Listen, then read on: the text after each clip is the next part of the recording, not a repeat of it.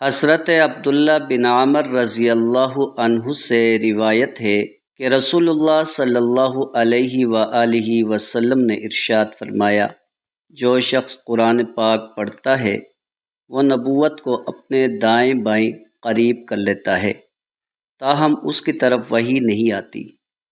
قرآن پڑھنے والے کو یہ مناسب نہیں کہ اس کے سینے میں قرآن ہو اور وہ بحث کرنے والوں کے ساتھ بحث کرنے لگ جائے اور جاہلوں کے ساتھ جاہل بن جائے۔ مستدرک امام حاکم، حدیث نمبر 2028۔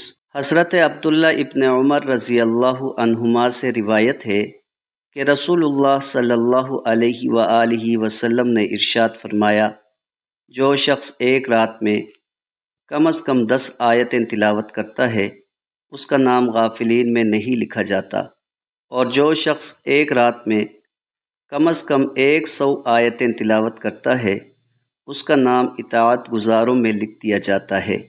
مستدرک امام حاکم، حدیث نمبر 2042۔